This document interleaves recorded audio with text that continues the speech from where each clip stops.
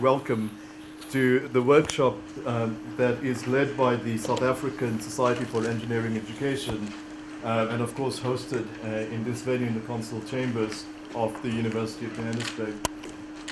So as you could imagine, that one of the key differences that one finds between academia and industry is the traditional association of academia to entities that deal a lot more with theory and those that are in industry that deals more with practice.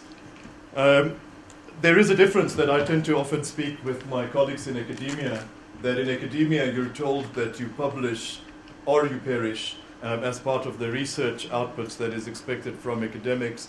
I had some affiliation to an industry that worked in the area of defense and peacekeeping, as it's used formerly in the military area.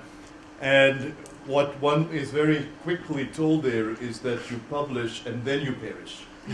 So that is a difference that one finds at least in certain industrial sectors. The other one, which I have to be careful in how I put it to you, is that the one entity, the one of the two, thank you for not having to use your imagination in looking at the slides.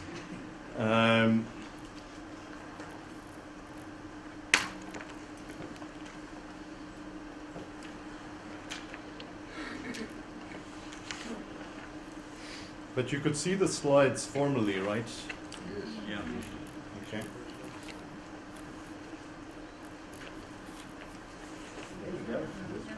Okay.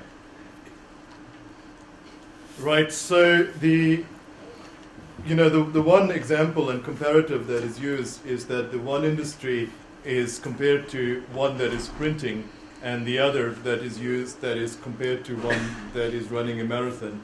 Now don't ask which is which, but of course the demand when we're looking at new engineering qualifications, or when we're thinking about qualification engineering, then we're actually bringing both of the groups in sprint mode, at least for the period in which the qualification is being developed, and also for the first couple of years as the qualification is rendered and the graduates are delivered. A number of you may have also seen the Government Gazette and the General Notice in May 2014 that makes provision for a list of scarce skills.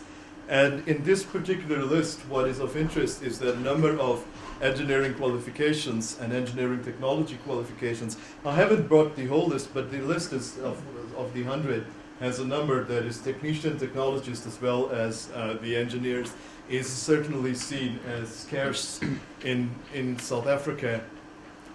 And so naturally, when you see a list such as this, you realize that if we increase the pipeline, this is the engineering approach, increase the pipeline, and there will be more intake of students, and with more intake of students, the number of engineers or engineering technologists that will outflow should increase. The reality, as some of you know, that any pipe can actually develop some leaks, and some of these leaks are what one actually experiences. And these leaks happen both at the pre-university level as well as at university level. So I'm going to give you some numbers, and obviously, when you see this is a single pipe approach, then we think about multiple pipes. I don't quite know what I mean by the multiple pipes at this point.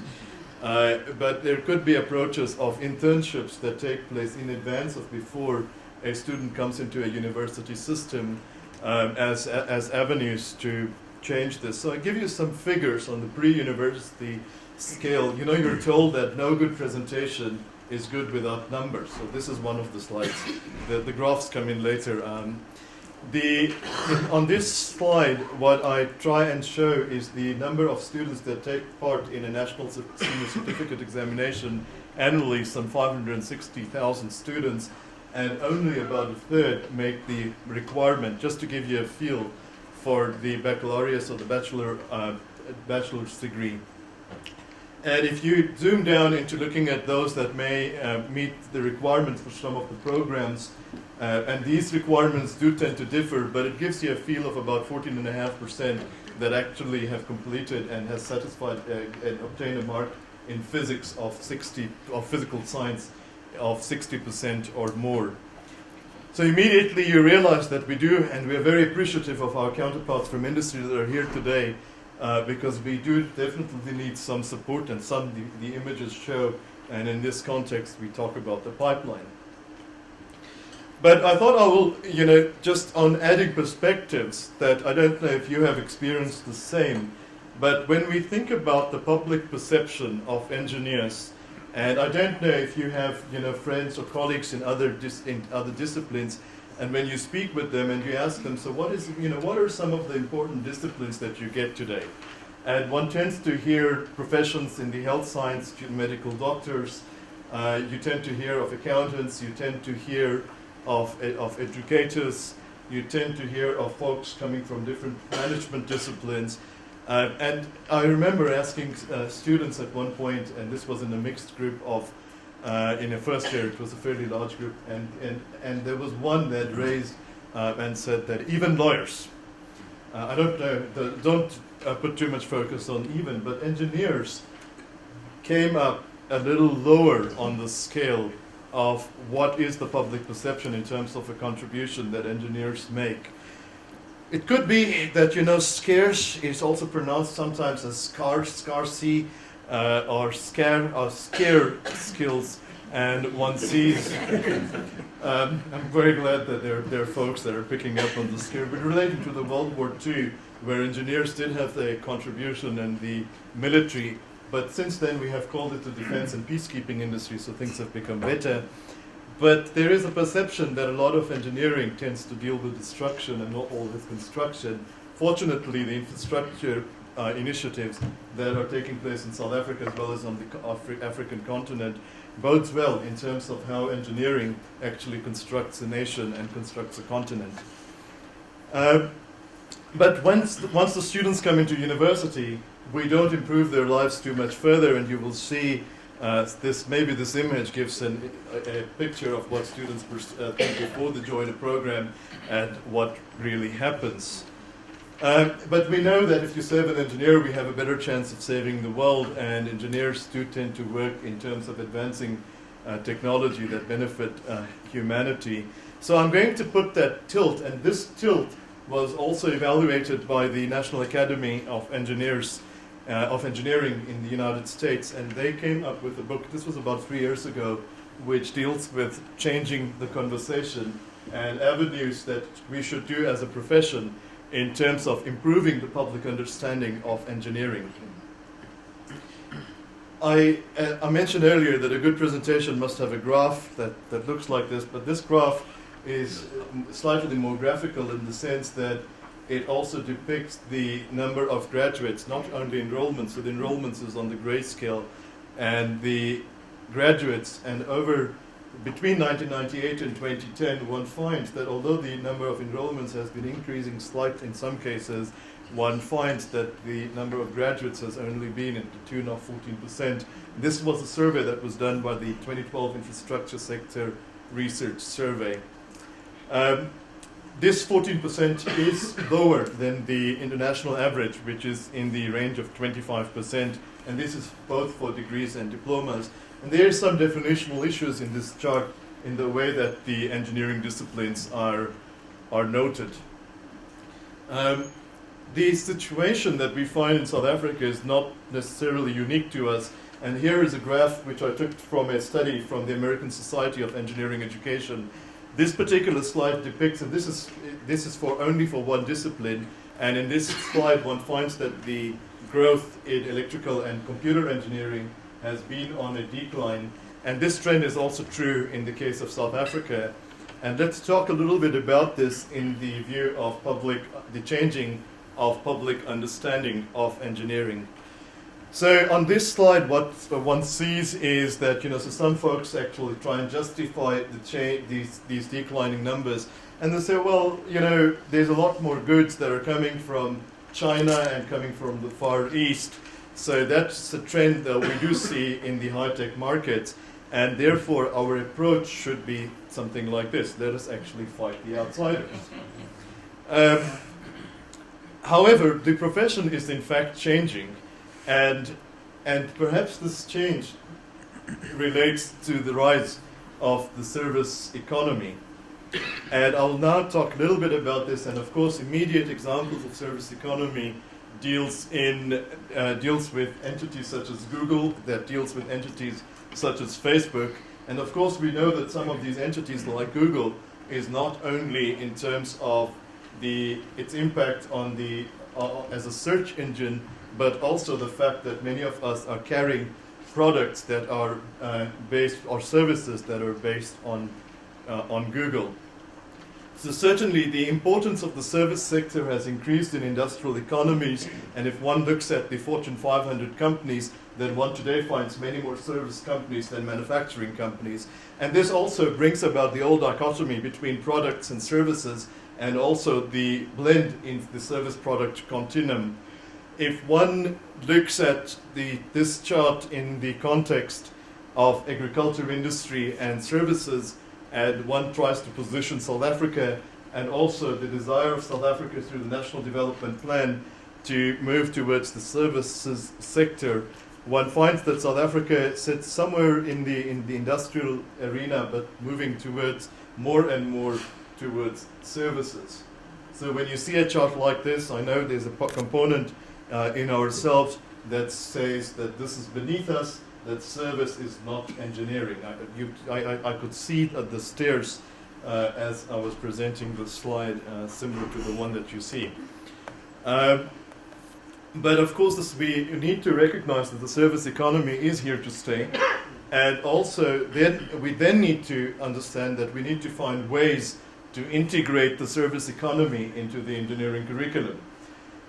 This requires us to start thinking in terms of interdisciplinary work and to think about the context and the role that other disciplines such as commerce plays. And this may be in the right, and commerce is, this is just an example, but many of the modules that deal with humanities and social sciences also play a major role, or the extra term in terms of complementary studies. So there is therefore an impetus for a third reform with respect to disciplines, because also the profession is changing. And I'll give you a quick example. Here is a list of courses or modules that you may see. And if you look at these modules, you see modules such as control systems, digital control, mechatronics, laboratory, nuclear reactor engineering. And when you see of this, there is a feeling that this may actually be an electrical engineering program. This particular chart, this listing is taken from Lehigh University in Pennsylvania, and if you look at the full bouquet, you would actually notice that this is a curriculum from mechanical engineering, and then one feels that some of the modules traditionally from electrical engineering has been kidnapped and moved into mechanical engineering. But this starts to show the dynamic nature of curriculum. And this is also, in a way, true in South Africa, and one does find a similar bouquet of modules in a number of our universities. So then we talked about enrollment, and you saw that some of the charts reflected that the enrollment has a slight incline. But so enrollment is not a problem, is not an engineering-wide problem, although the gradient could be better. But one finds that in South Africa, as well as in the United States and in a number of other countries, that mechanical and civil engineering that are thought to be broader and more relevant to the contribution to society tends to attract more students. There's an aggressive expansion of these disciplines that tends to include robotics in the mining environment, robotics in the environment in many of the areas in mechanical engineering. So we don't really know where some of these disciplines are. The use of pyrosensors in the way that we construct bridges to determine if there are any perturbations or any changes in the structure of these bridges. So this is there, and this is something that we perhaps needs to recognize. Of course, one reaction to this is that, well, maybe we need to fight the imposters. We're now looking at playing into different disciplines. Moving away from that, so perhaps a more reasoned approach is that we do need to realize that the technologies are here and they have been much more commoditized than ever before. We then also need to think about building bridges between disciplines We are doing so, and some of our graduate attributes that are at least in program for the baccalaureate, the engineering science programs tends to have that. And with the upcoming qualification, this becomes also quite visible in the engineering technology programs. We also then need to think about in educating engineering graduates to work in teams and across barriers of discipline in a disciplined way. So again, the impetus for a third reform also is visible in the workplace, and one sees that today we do have to think about training engineering and engineering technologies that are not necessarily working in only a single environment, and the notion of a single job and a single company tends to be changing. And this is a worldwide trend and not only something that we may be finding in South Africa. Some data, so I could find some data very easily from the US to find that where you have, even when we have unemployment rates that remain low, one finds that there is a high turnover. And this calls that the arsenal of skills with which we dispatch our graduate needs to increase, and it's almost necessitated by the changes that we see. So one possible reaction is that we therefore need much better protection for these working engineers, better cages so that they can work in the same discipline. I don't know what I mean by the cages, but it has. I'm just thinking of the comment in terms of safety earlier.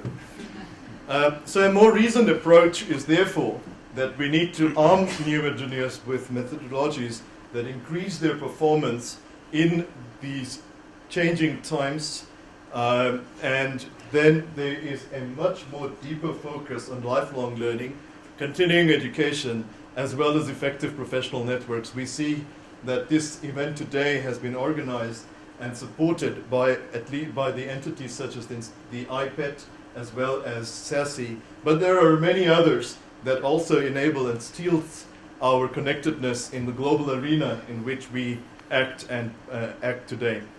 So I talked about engineering qualifications, the theme of our workshop. So some attributes that we think about when it comes to qualification engineering.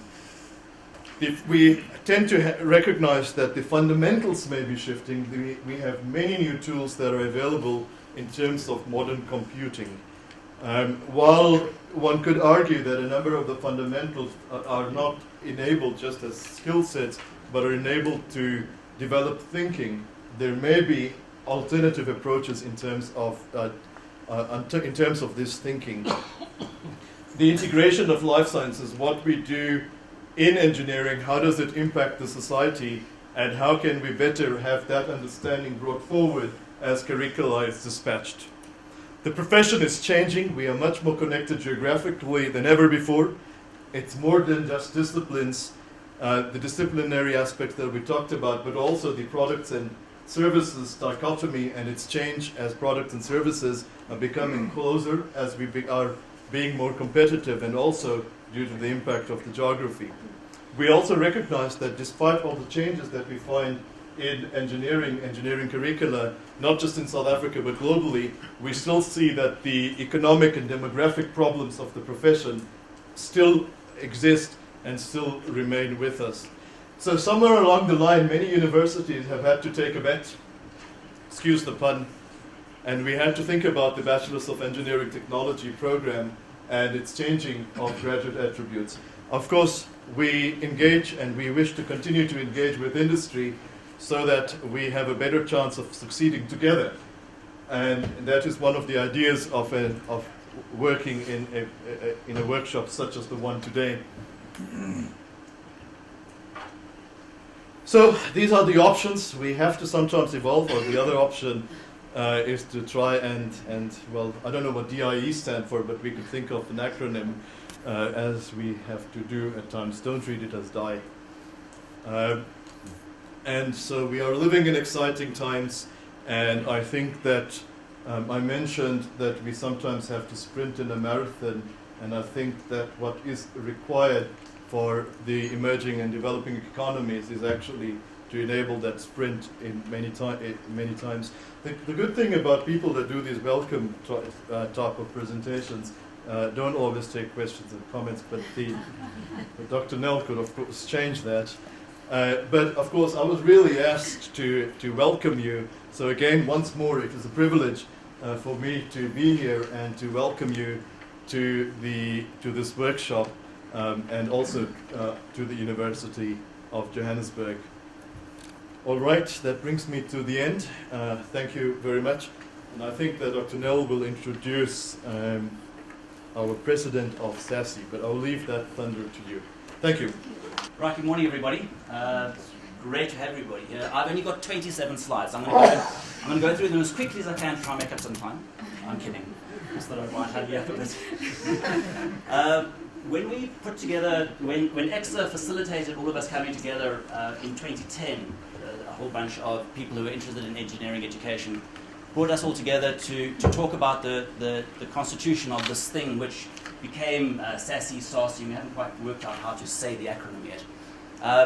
It was with great promise that we put together our constitution, which described the sorts of activities that we would be involved in.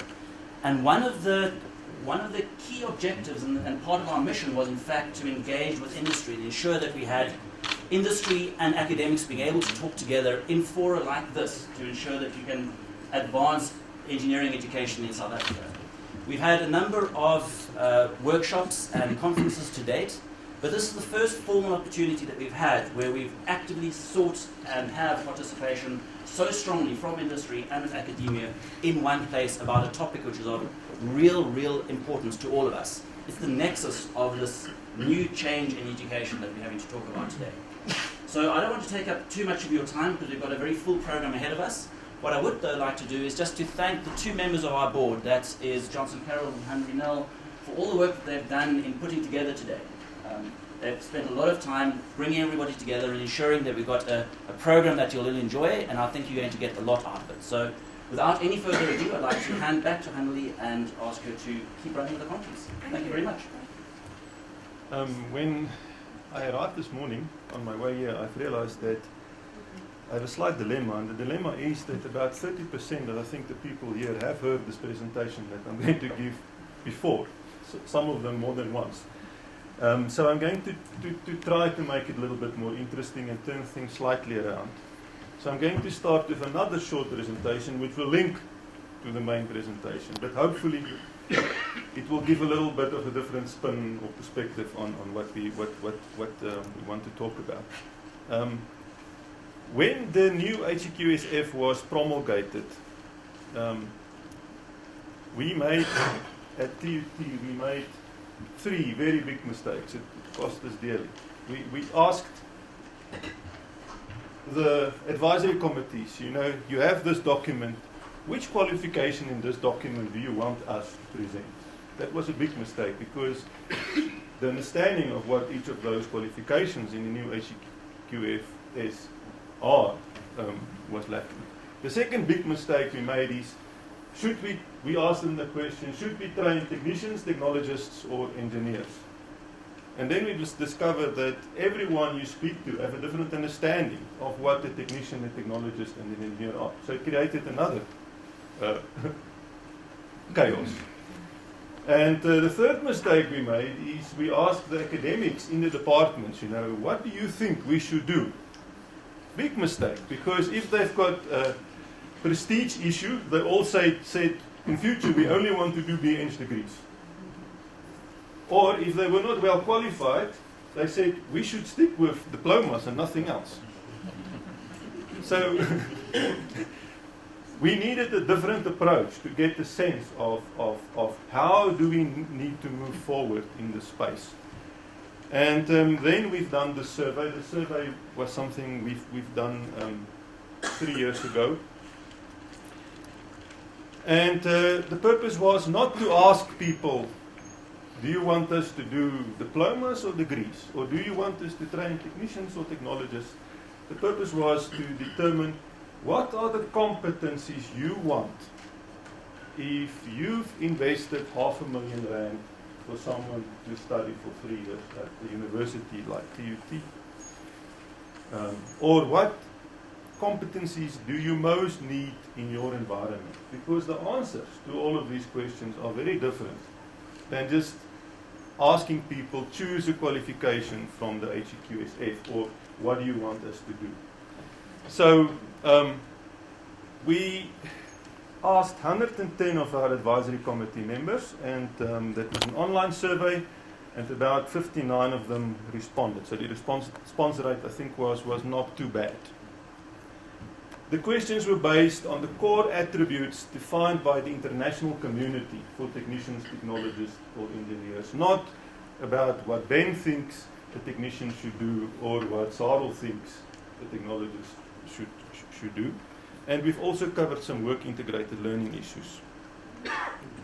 The purpose was to establish a preferred competency profile to enable us to select a qualification from the HEQSF. Because if the industry we serve can tell us, this is the profile of someone, then we can go to the HEQSF and find a qualification that matches that profile or that exceeds that profile. So the questions and responses, we've asked 6 main types of questions. I quickly want to run through them with you. The first one said, the main focus of engineering education at a UOT, but it can be for any type of institution depending on your industry and the market you service, should be to teach students to solve problems having one of the following 3 characteristics. A, problems with few conflicting constraints that can be solved using standard codes and procedures. In other words, there's a card with a red light, you look in a manual, you find that you need to replace that card with a different card. Problems with some uncertainty and conflicting constraints, where solutions partially fall outside standard codes and procedures, so you cannot look up the answer in a book. And then unfamiliar problems with large uncertainty and many conflicting constraints, where you really have to use a lot of knowledge and a lot of brains to solve them. And I do not know how many people of industry we want, but I don't think we have got the time to do a survey here. So perhaps at a different forum, because it would have been interesting to see how the results compare. In our case, the majority of the people that we serve said that the type of animal they want is a person that can do a little bit more than look up an answer in a book. He should be able, or she should be able, to solve problems with some uncertainty and conflicting constraints where solutions partially fall outside standard codes and procedures. 47% in fact of respondents said that. The second question we asked is to ask that should the main focus be to teach students to engage in a range of engineering activities. So the emphasis is on a range of activities which involve limited resources, have limited interaction, and require standard materials and techniques. B, involve a variety of resources, might interact and often require the use of new materials and techniques in novel ways, or involve diverse resources, interact significantly, and extend beyond the use of existing materials and techniques. And once again, you can see that you are talking about 3 different types of persons here.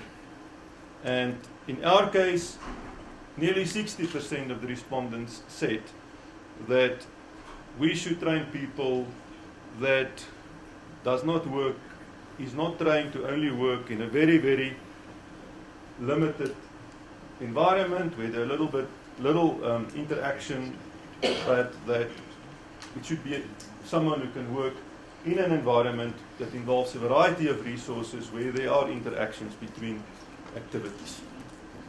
The third question dealt with theoretical knowledge, and once again the questions asked were, should the education have a limited theoretical knowledge and extensive practical knowledge embodied in standard practices and procedures?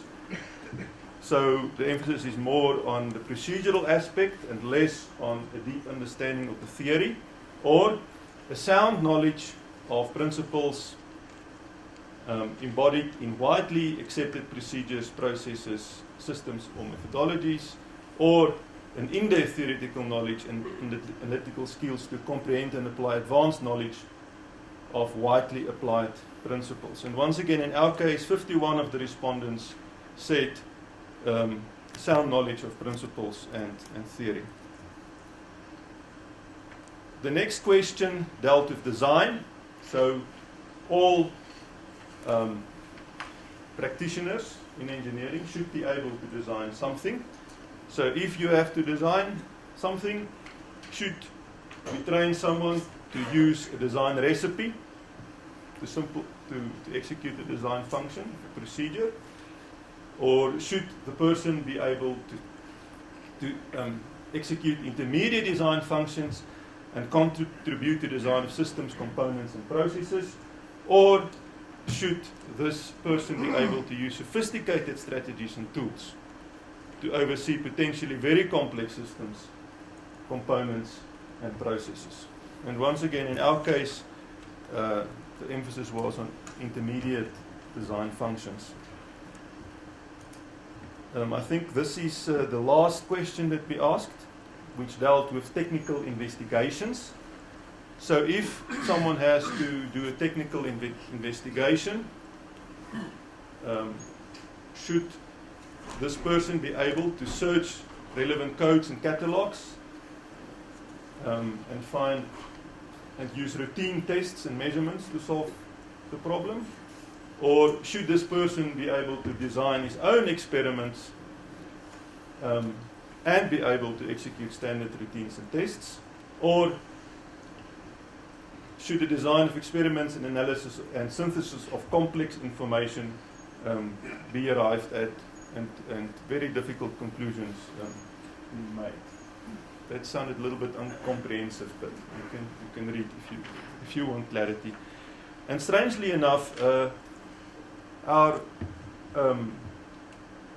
industries we serve said that persons we train should in fact be able to conduct investigations involving the design of experiments and an analysis of synthesis of complex information to arrive at conclusions, which I think links to what Prof. Sinha in fact said about the new world of work and the interaction between so many disciplines. It's becoming important for people to be multi-skilled and function across many disciplines.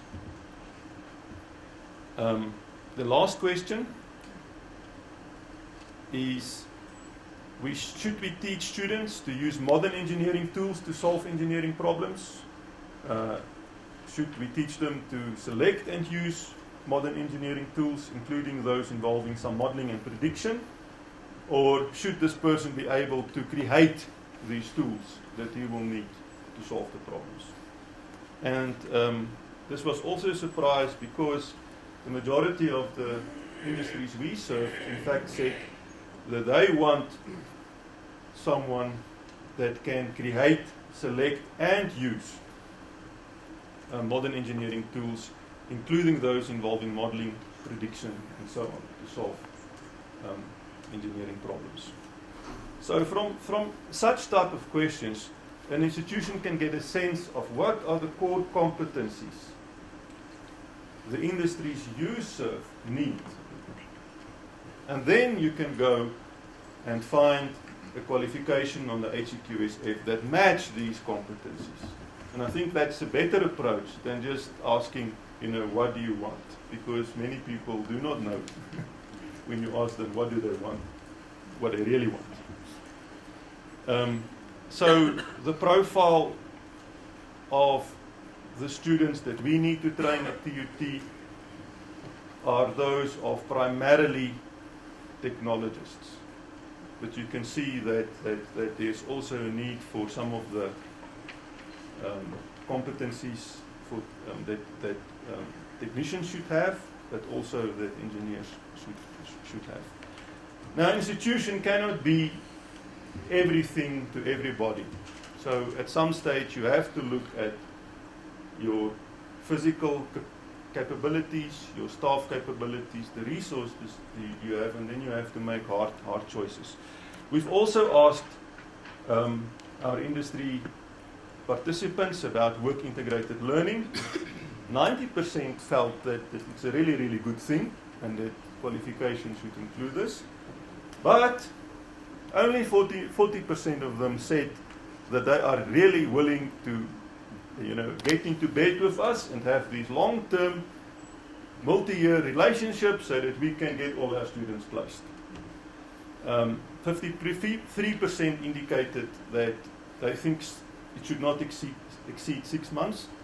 60% were uncertain, and 82% indicated that they have no objection if this training can take the form of a meaningful, industry-based engineering design project at the end of a qualification, which I think was quite interesting. So I now want to go to the presentation on the agenda, but you will see that it links very, very nicely with that. I don't know where the mouse is.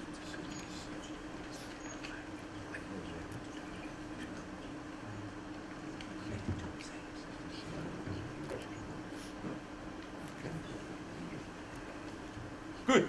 So let's now look at engineering qualifications and the higher education qualifications sub-framework. This is a shortened version of a presentation that was prepared by the Engineering Standards Generating Body. And as I've said before, many of you have heard this presentation before. So I really want to make it a little bit more focused and a little bit shorter. If there are really in-depth questions, then we are also privileged to have the chairperson of the Engineering Standards Generating Body with us today, Dr. Keith Jacobs. So he will help me to face questions if there are some of them.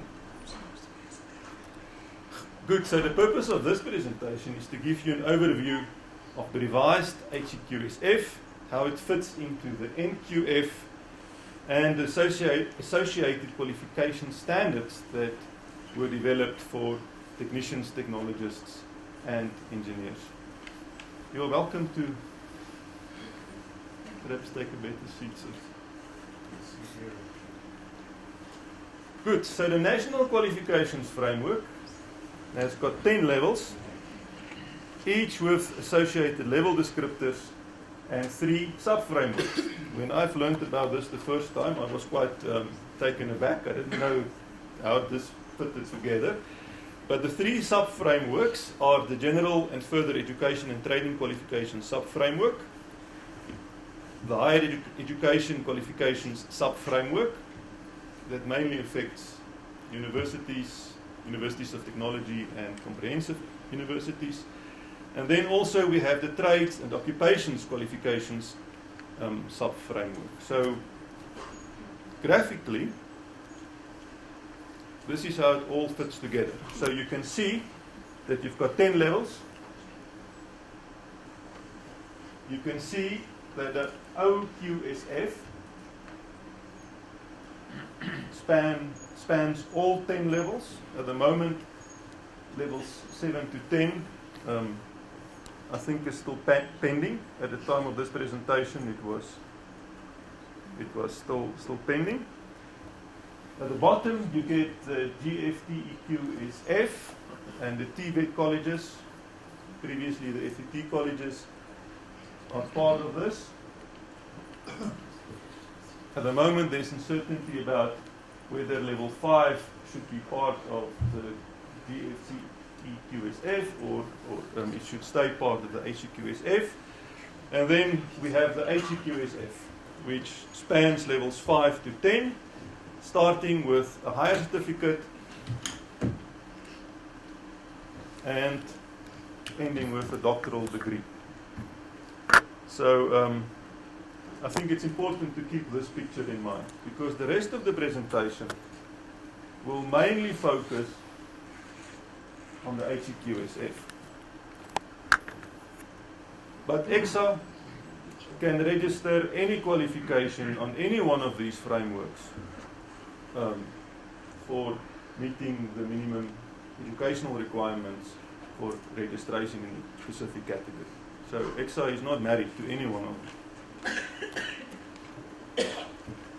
Okay, who is responsible for what? Because if we talk about this, it's important to know who you should speak with. The Minister of Higher Education and Training has got the overall responsibility of the NQF.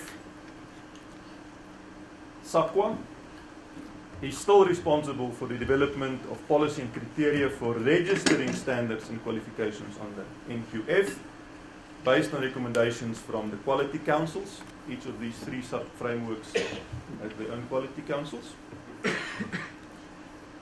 In our case, in the case of the HEQSF, the CHE is responsible for the development and management of the HEQSF, for advising the Minister on matters related to the HEQSF, and for the development of standards and the quality assurance of these standards.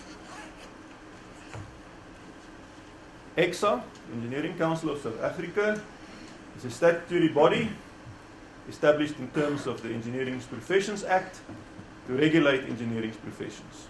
There is a MOU between EXA and the CHE. We've discovered that that MOU does not mean much, but there is one on the table. The Engineering Standards Generating Body is a high impact committee of EXA that looks at engineering standards.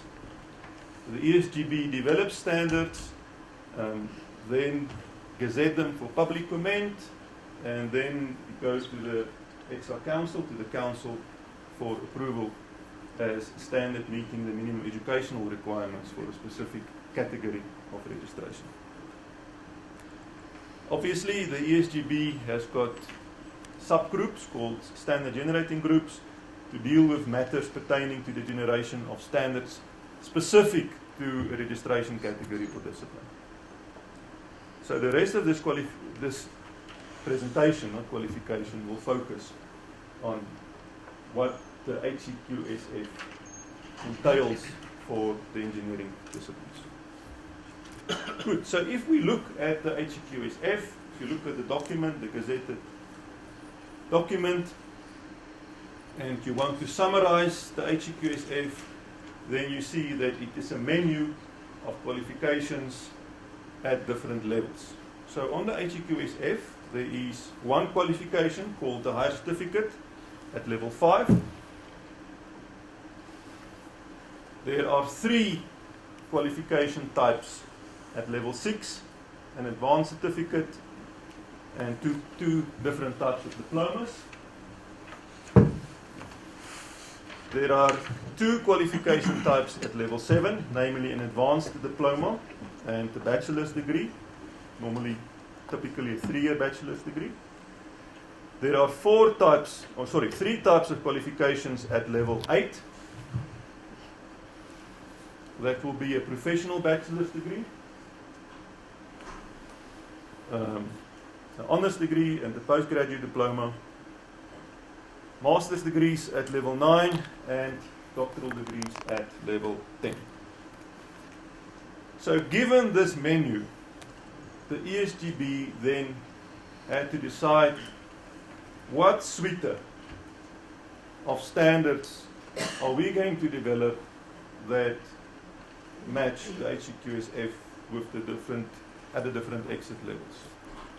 And at the time when this presentation was prepared, which was February 2013, we've developed quite a number of these standards, and some other standards are also in the pipeline, which I will just mention. So what has been developed is a Higher Certificate at level 5 for engineering support occupations.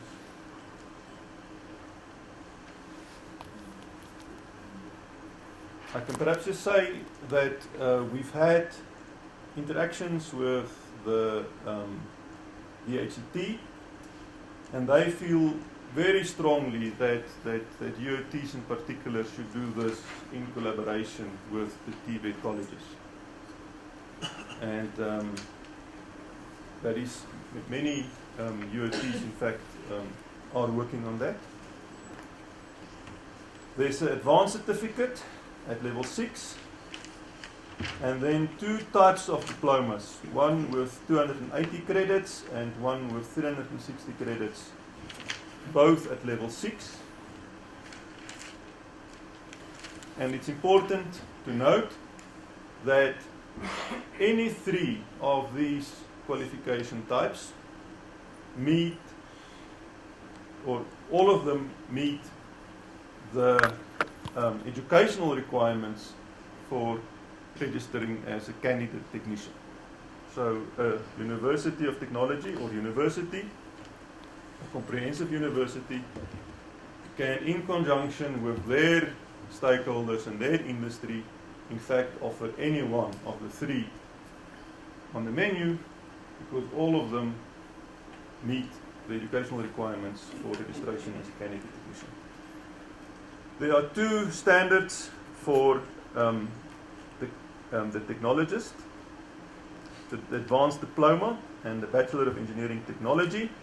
They are both at level 7, and then there are two standards developed at level 8, the Bachelor of Engineering or BSc Engineering, and the Bachelor of Engineering Technology Honours. The Honours degree does not allow you to register as a candidate engineer, but I will speak about some of the developments in the pipeline. In the meantime, if I'm correct, Keith, we've also registered another advanced certificate, specifically to bridge the gap if you've done this type of diploma and you want to carry on with the advanced diploma. And there's also a professional Masters of Engineering in the process of being developed. Sorry, can I ask a very stupid question? Sure. I just quantify, I'm not an engineer, so I can add up. Can you just go to the previous slide, please? Are those certificates independent? The advanced certificate, the diploma engineering technician, and the diploma engineering, are they independent? All of Do them they are follow on top of each other? It's only those two that follow on top of each other. But then how do you get to 220 and 360 points then? If they don't? Well, these credits here are only at the exit level. So over the 3 years, well, in this case it's a 1-year diploma, so it will have 140 credits, of which 120 needs to be at the exit level. Okay, I understand that. But those three at level 6, Yes? on your total column you show that you add them up together. So do they build on each other, or do Only they those two build on each other. This one is 140 per year over 2 years with 120 at the exit level. Oh, okay, all right. Okay, now, thanks. I should have explained that more clearly. That's fine. Sorry, thanks. So if you put all of this in a picture, how does all of this fit together? Then you can see that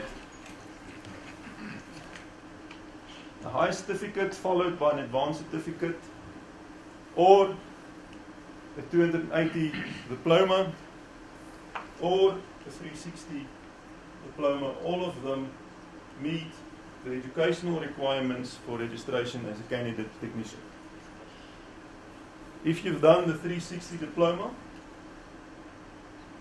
you can do the advanced diploma, and then both the advanced diploma and the Bachelor of Engineering Technology, those two qualifications meets the educational requirements for registration as a candidate technologist.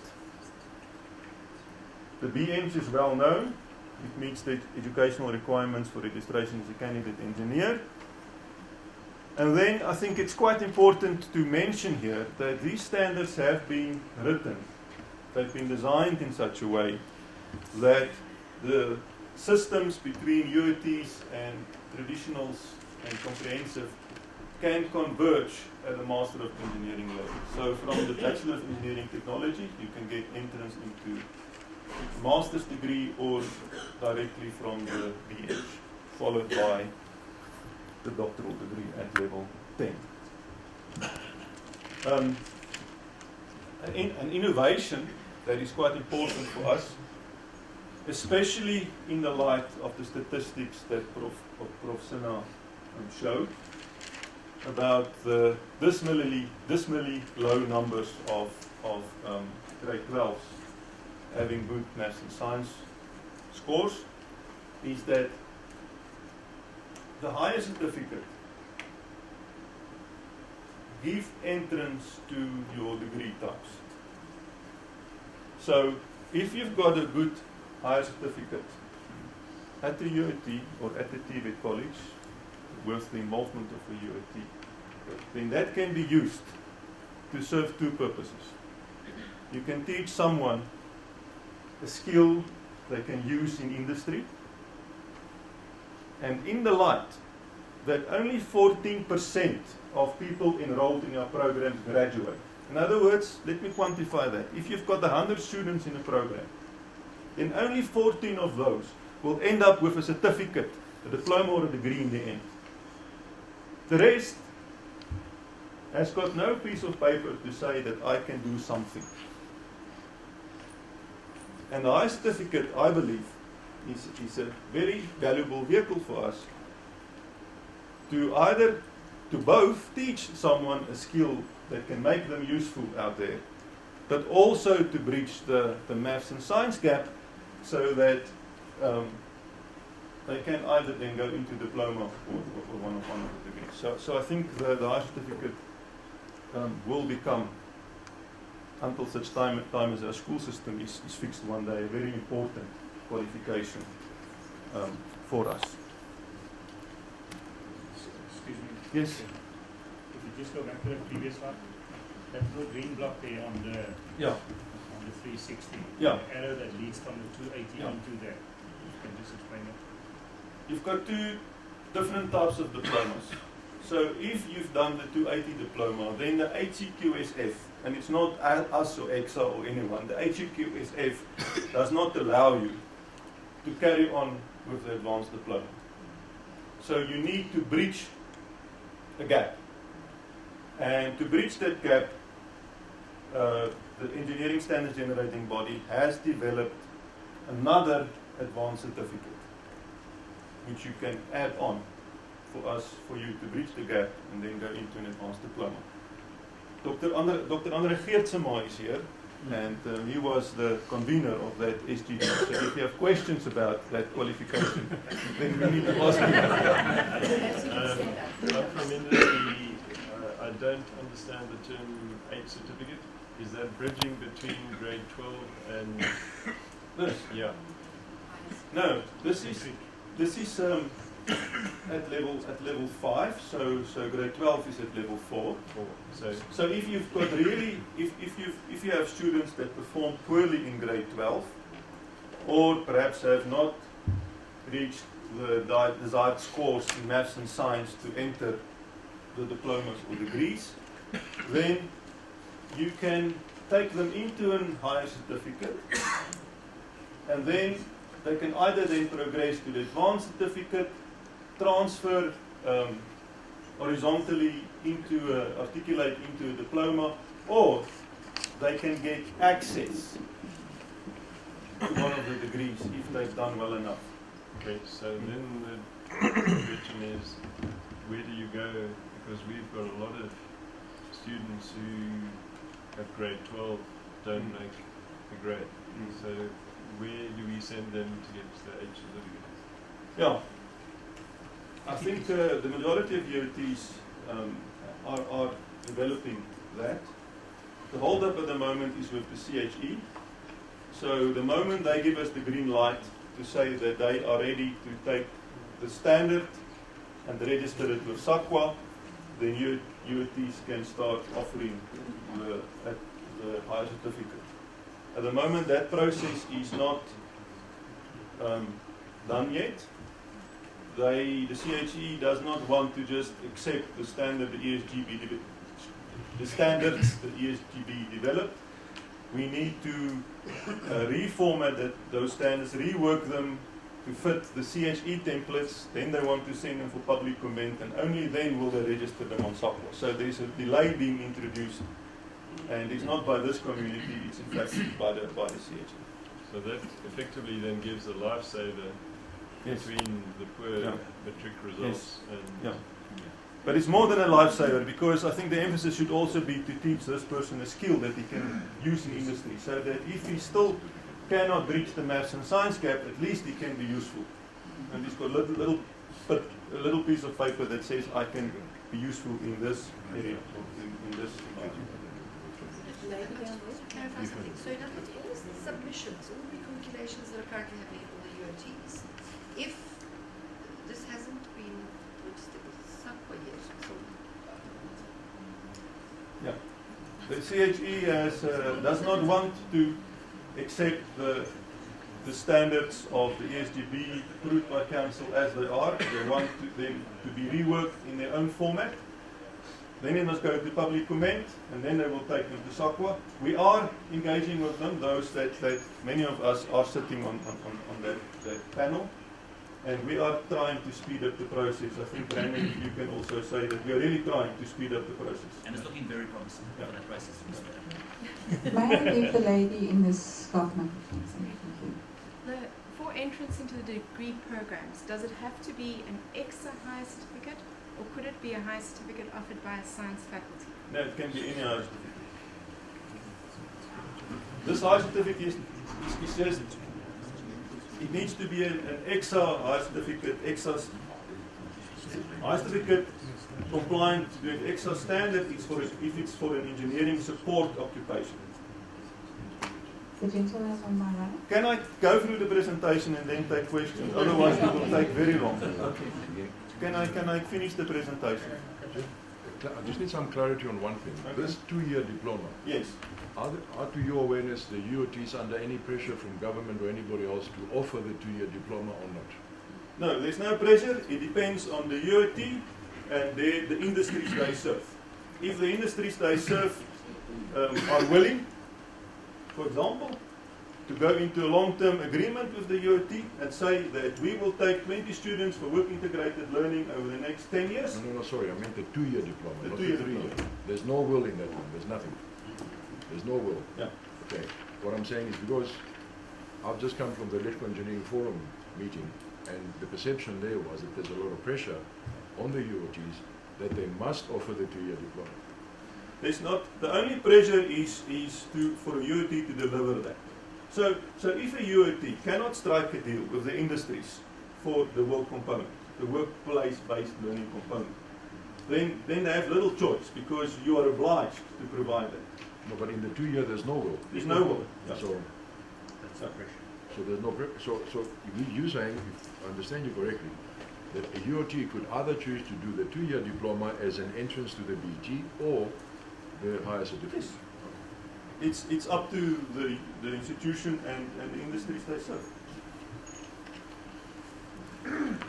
We have talked about these profiles. That was my, why I started with another presentation, to give you a sense of what these profiles entail for the 3 different categories that we speak about. So I'm not going to go into the detail of this now. Let's talk about a little bit about work integrated learning issues. If you read the HEQSF, you will see that it conflates work integrated learning and cooperative education. So many things can be said about it. So I'm not going to open that debate here. However, as far as EXA is concerned, we define will as an educational approach that aligns and integrates academic and workplace practices for the mutual benefit of students and workplaces. Sweet and short.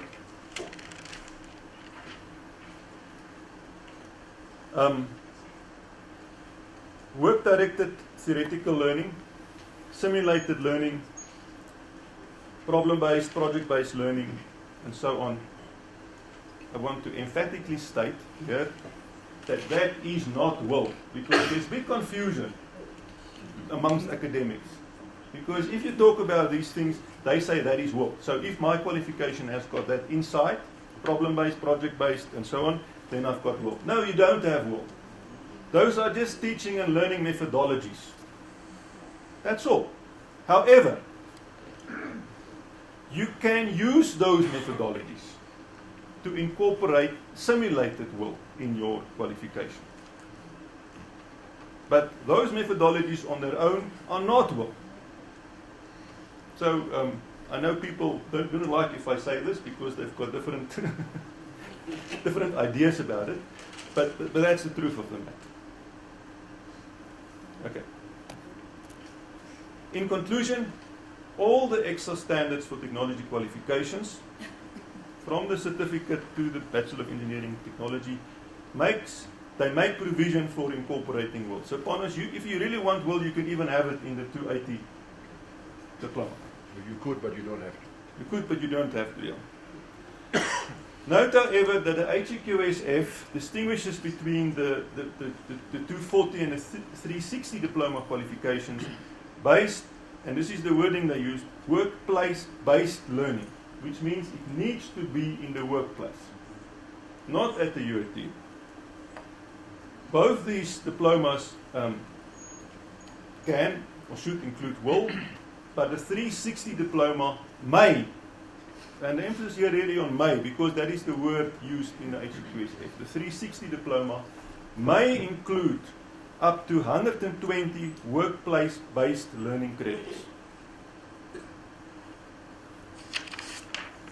Okay, so I just want to clarify that, so that you know what is the difference between the 280 diploma, the 2-year diploma, and the 3-year diploma. The EXA 360 diploma standard specifies a minimum of 30 credits, more or less equivalent to 1 semester of work integrated learning. Now, if we talk about standards, engineering standards, then all the standards have got a common stem of exit level outcomes. And I've listed 10 there, the 10 common ones. I know that the new standard that has been recently developed for the BNs have got 11, because exit level 7, which one has been split? One of them has been split into 2. And the 360 diploma has also got 11 because the 11th one deals with work integrated learning. But what is common to all these engineering qualifications are the 10 exit level outcomes that you see here. And they deal with the solution of engineering problems. They deal with the use of maths, basic science and engineering science to solve engineering problems. They deal with design and synthesis. They deal with investigations, skills and tools, and so on. I'm not going to read all of them to you here. So, all the different practitioners need to do these things. However, if, for example, we take exit level 4, design and conduct investigations and experiments, then the translation of that exit level outcome into outcome statements will be different for the different types of persons. So, for an engineer, he or she will have to conduct investigations of complex problems. And complex problems are characterized by certain characteristics listed there. The technologist needs to conduct investigations of broadly defined problems, and the technician will conduct investigations of well-defined problems.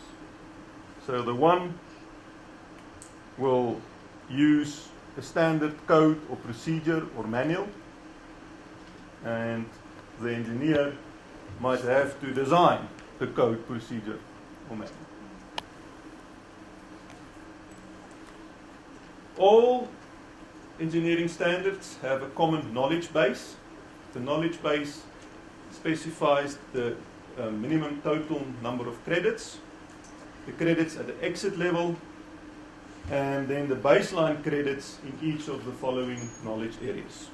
The knowledge areas span mathematical sciences all the way to complementary studies, and even credits for redistribution.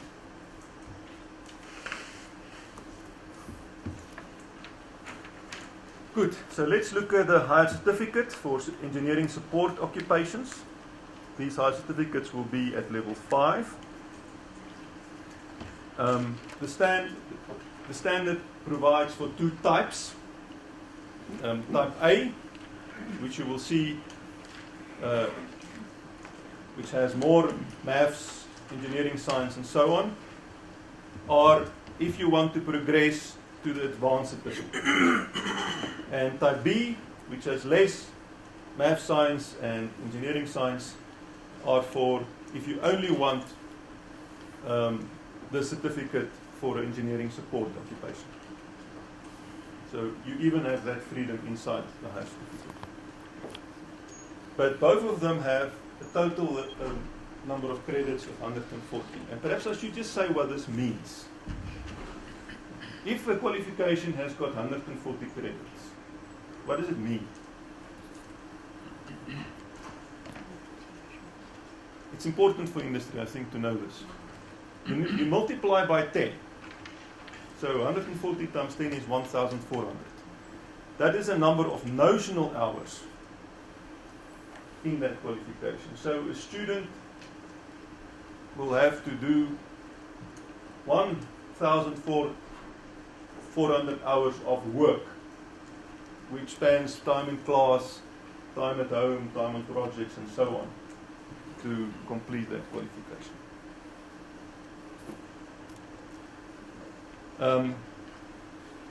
For the technician, which is at level 6, remember we've said that there are 3 types of qualifications. The advanced certificate, which follows on to the higher certificate, the 280 diploma, or the 360 diploma. So for the advanced certificate, or the 280 diploma, both of them have a total of 280 credits, and the 360 diploma have a total of 360 credits, including a minimum of 30 credits for work integrated learning, a significant number of credits for redistribution, and I think, once again, in the light of what Prof. Sinha said about the new world of work, what I found in my environment is that people are very, very, very reluctant to distribute credits to produce more rounded diplomas and graduates. They want to cling to that and keep it for the discipline. And I think that is perhaps not the wise thing to do in future. But yeah, so this is an illustrative example of how the 2 certificates and the diplomas fit together.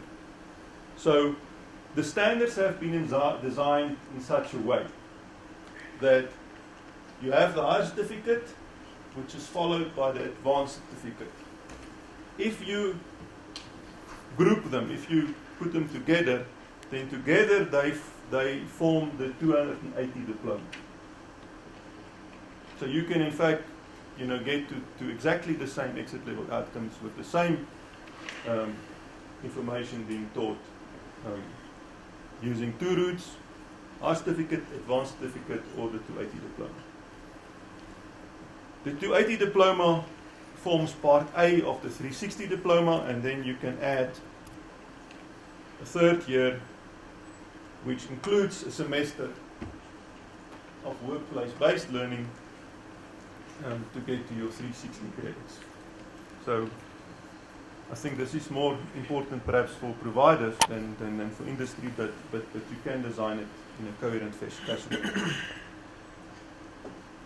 If you have completed the advanced certificate or the 280 diploma, you will need a candidacy phase of 4 years before you can register as a professional technician. But for the 360 diploma, because of the workplace-based component, you will only need 3 years, as is currently the case.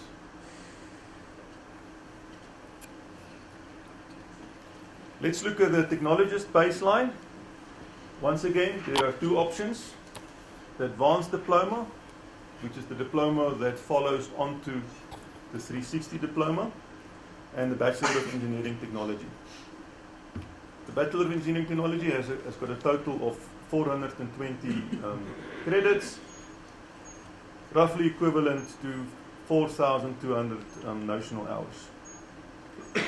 Both the Advanced Diploma and the BEng Tech gives you access to an honours degree.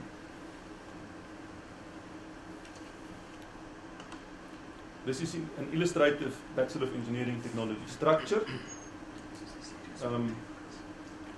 I just want to mention that many international studies in fact showed that if you design qualifications with year subjects instead of modularizing and semesterizing everything, then your throughput in fact goes up because there's bigger integration, there's more coherence, and there is more time on task during the year. So that is just a side remark for those providers busy designing, but I mean it's not prescribed.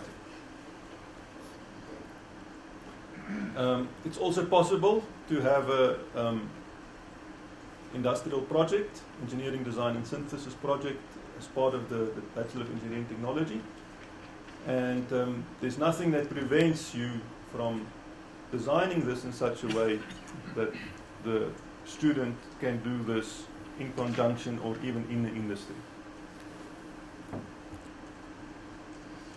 When it comes to professional registration, if you've followed the Advanced Diploma route, you will only need a candidacy phase of 3 years, but if you followed the BEng Tech route, your candidacy phase will be 4 years. I'm nearly finished, Anli. I see that you look at your watch.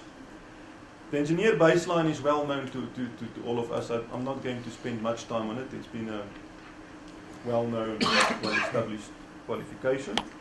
560 credits in total or more. And you need a candidacy phase of 3 years before you can register as a professional. The honours degree has been designed not leading to any registration in a professional category, but that is to just level the playing field so that both the honours and the BEng can fit into an MEng, and also as a first step to design a professional master's degree. If the professional master's degree has been designed, it will mean that you will also have 2 options for professional engineers, and the professional masters, as you all know, will be aligned with the Bologna type of countries. So those are 40 or more countries in Central Europe where all those practitioners have professional master's degrees before they can register. So it's not something new, it is just something different. Is this the 3+2 model you're talking about? No, the 3+2 model is where you articulate from a BEng Tech into a BEng. So the standards have been designed in such a way that if a UOT decides to work very closely together with a traditional, or if you have both in the same environment like a comprehensive, then you can in fact design these qualifications that you do 3 years and then you articulate into the BEng and do 2 years more. So it will take you 4 years instead, 5 years instead of 4 years. Is this different from doing the 3-year BET plus BTech honours plus a professional master's? It will take you a little bit longer than 5 years because of the number of credits in the MEng. And the persons who developed this and coined this 3+2 are a little bit protective about the term. So we have to call the other route something else. We cannot call it the 3+2.